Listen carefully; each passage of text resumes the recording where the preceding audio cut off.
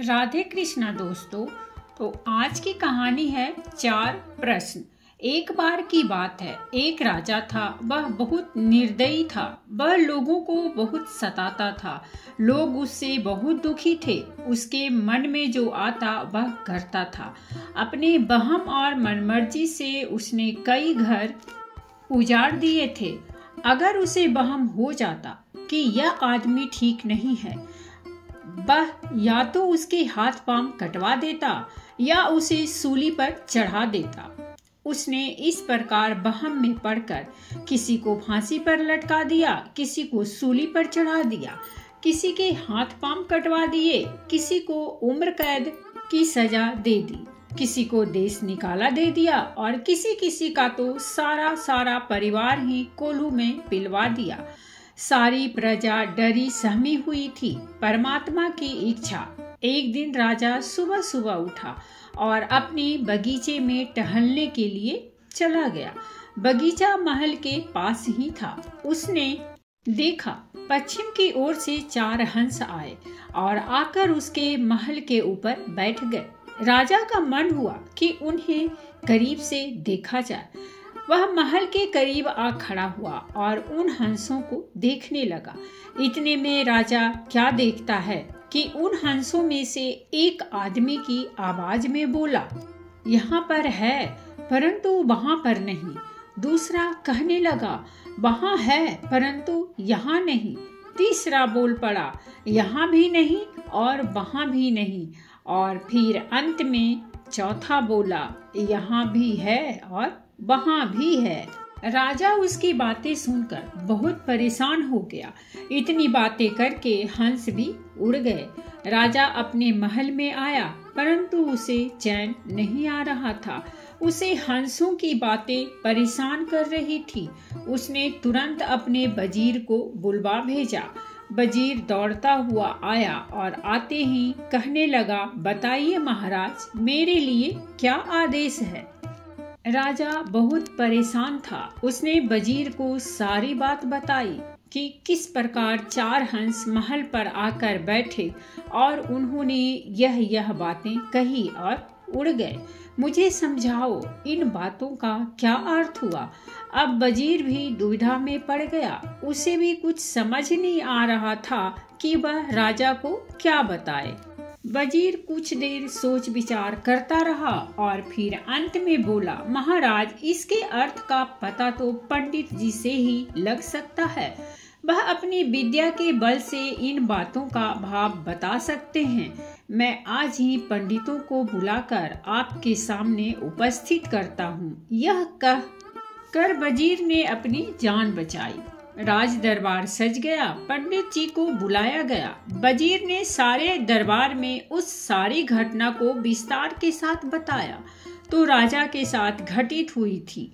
पंडित जी को कहा गया कि वह अपनी विद्या से देखकर बताएं कि इन बातों का भाव क्या है। सारा कुछ स्पष्ट रूप से बताएं कि क्या यह अच्छे संकेत हैं या बुरे। पंडित जी ने अपनी सारी पुस्तकों को देखा, लाख यत्न किए परंतु इन बातों के मर्म को न जान सके।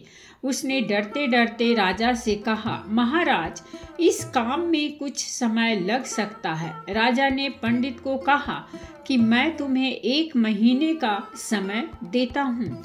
1 महीने के भीतर मुझे इन सवालों का जवाब चाहिए और अगर ऐसा ना हुआ तो तुम्हें सपरिवार मृत्यु दंड दे दिया जाएगा। पंडित जी चिंतित होकर घर लौट आए। पंडित जी को चिंतित देख उनकी पत्नी ने पूछा तो उसने सारी बात बताई। उसकी पत्नी भी दुखी हो गई। 4-5 दिन पंडित जी घर पर ही बैठे बैठे इन प्रश्नों के उत्तर खोजते रहे और फिर वह इन सवालों के उत्तर खोजने के लिए गांव-गांव और शहर-शहर घूमने लगे। 28 दिन यूं ही बीत गए परंतु पंडित जी को कोई सुराग न मिला। थके हारे उसे एक रात एक बूढ़ी के घर पर रुकना पड़ा। बूढ़ी अकेली थी, उसका कोई संतान नहीं था। रात को उस बूढ़ी ने पंडित जी को उदास, परेशान, बेचैन सा देखा तो पूछा, पंडित जी, आप इतने दुखी क्यों हो? किस बात की चिंता है? पंडित जी ने उस बूढ़ी को सारी बात बताई। पंडित जी की बात सुनकर बूढ़ी ने जोर का ठहाका लगाया और कहने लगी, अरे पंडित जी, आप इतनी सी बात पर इतने दुखी हो? कल ही चलो मेरे साथ अपने राजा के पास, मैं दूंगी उसके इन प्रश्नों के उत्तर। पंडित ने हैरान होकर पूछा, सच? हाँ हाँ बिल्कुल सच, मैं आपसे झूठ क्यों बोलूंगी? बूढ़ी ने जवाब दिया। दूसरे दिन वह बूढ़ी और पंडित चल पड़े। रास्ते में उन्हें एक वेश्या मिली। बूढ़ी ने उसे भी अपने साथ ले लिया। आगे चलकर उन्हें एक साधु मिला। बूढ़ी ने उसे भी अपने साथ ले लिया। कुछ और आगे गए तो उन्हें एक कंजूस सेठ मिला। उन्होंने उसे भी अपने साथ ले लिया। चलते चलते उन्हें एक और सेठ मिला जो बहुत ही दयालु और दानी था। वह भी उसके साथ चल पड़ा। दूसरे दिन राजा का दरबार लग गया। भीड़ इतनी ज्यादा थी कि लगता था जैसे सारी प्रजा दरबार में आ गई हो। सभी सोच रहे थे कि या तो पंडित जी बच जाएंगे या फिर राजा सारे परिवार सहित पंडित जी को सूली पर चढ़ा देगा। राजा दरबार में आ पहुंचा। सभी ने उसका स्वागत किया। राजा अपने सिंहासन पर बैठ गया तो वजीर को हुक्म दिया कि पंडित जी को पेश किया जाए। पंडित जी उनके साथ वह बूढ़ी, वेश्या, साधु, कंजूस सेठ और दयालु सेठ राजा के समक्ष प्रस्तुत हुए। राजा ने पंडित से पूछा, मेरे चारों सवालों के उत्तर ले आए हो?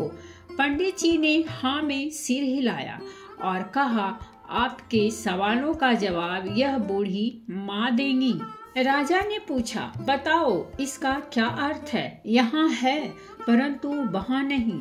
बूढ़ी ने साथ आई वेश्या की ओर संकेत किया और कहा, इसका उत्तर यह वेश्या है। यह बुरे गंदे काम करके धन इकट्ठा कर रही है। इसे अगले जन्म में बुरे कर्मों का फल मिलेगा। इसीलिए यह यहाँ पर तो है परंतु वहाँ नहीं है। राजा ने दूसरा सवाल किया, वहाँ है परंतु यहाँ नहीं। बूढ़ी ने साधु को उठाया और कहा, महाराज इसका उत्तर यह साधु है। इस जन्म में इसे कोई सुख सुविधा नहीं है।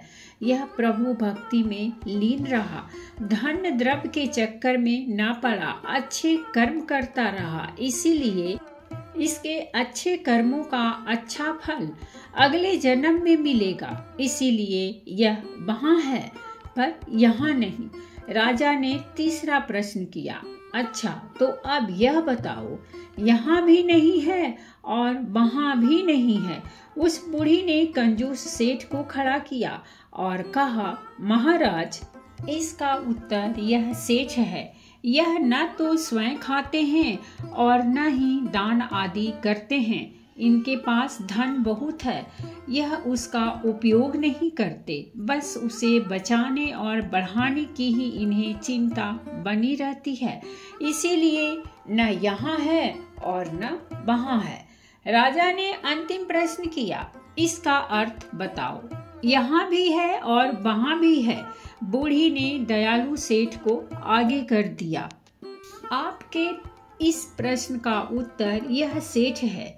यह खुले दिल से खाता है और खुले दिल से दीन दुखियों में धन बांटता है, उनकी सेवा करता है, दयालु है, धर्म परायण है, दान पुण्य आदि कर्म करता है।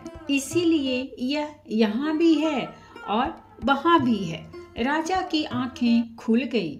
उसने भी निर्दयता त्याग कर दयालुता को अपनाया। वह बहुत दयालु, दान पुण्य के कर्म करने वाला, धर्म कर्म करने वाला बन गया।